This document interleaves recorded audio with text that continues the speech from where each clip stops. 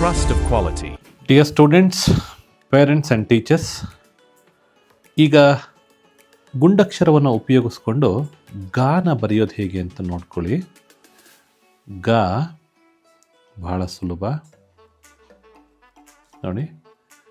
ನಾನು ಬೋರ್ಡ್ ಮೇಲೆ ಬರೆದು ತೋರಿಸುವಾಗ ಹೇಳಿದ್ದೀನಿ, ಒಂದು ಗುಂಡಕ್ಷರ ಬರೆಯೋದನ್ನು ಕಲಿಯೋದ್ರಿಂದ ನೀವೊಂದು 11 ಅಕ್ಷರಗಳನ್ನು ನೀವು ಕಲಿಬೋದು. ಈ 11 ಅಕ್ಷರಗಳು ಒಂದು ಗುಂಡನ್ನು ಬರೆಯೋಕ್ಕೆ ಬಂದರೆ, ಒಂದು ಸೊನ್ನೆಯನ್ನು ಬರೆಯೋಕ್ಕೆ ಬಂದರೆ ನಿಮಗೆ ಈ 11 ಅಕ್ಷರಗಳನ್ನೂ ಸಮೇತ ನೀವು ಕಲ್ತ್ಕೋತೀರಿ. ಸೊ ಸರಿಯಾಗಿ ಲೈನ್ ಮೇಲೆ ತಿದ್ದೋದ್ರಿಂದ ಗ ಬಹಳ ಸುಲಭವಾಗಿ ಬರುತ್ತೆ.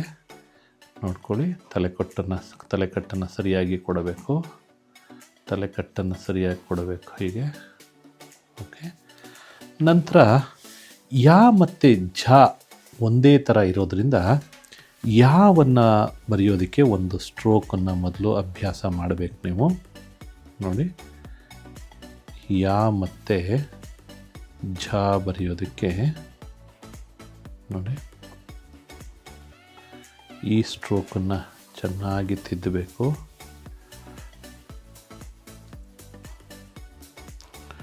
ಲೈನ್ ಮೇಲೇ ತಿದ್ತಾ ಇರಬೇಕು. ಈ ಅಕ್ಷರವನ್ನು ನಾವು ಚೆನ್ನಾಗಿ ತಿದ್ದೋದ್ರಿಂದ ಯಾ ಮತ್ತು ಝ ಬರುತ್ತೆ. ನೋಡ್ಕೊಳ್ಳಿ, ಯಾ ಬರೆಯೋದು ನೋಡ್ಕೊಳ್ಳಿ.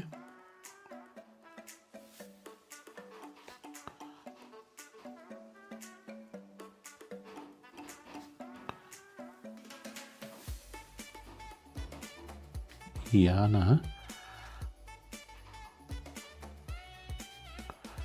ಲೈನ್ ಮೇಲೇ ತಿದ್ದಬೇಕು.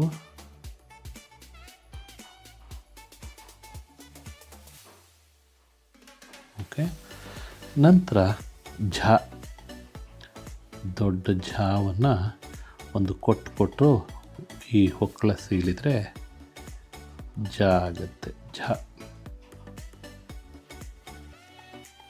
ನೋಡಿ,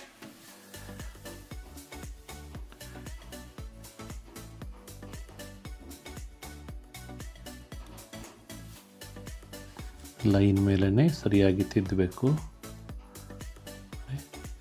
ಸ್ವಲ್ಪ ನಿಧಾನ ಆದರೂ ಪರವಾಗಿಲ್ಲ, ಕಲಿಬೇಕಾದ್ರೆ ಸ್ವಲ್ಪ ನಿಧಾನವಾಗಿಯೇ ತಿದ್ದಬೇಕು. ಓಕೆ, ಸೊ ಈ ಅಕ್ಷರಗಳನ್ನು ಚೆನ್ನಾಗಿ ಲೈನ್ ಮೇಲೇ ತಿದ್ದಬೇಕು. Okay, thank you.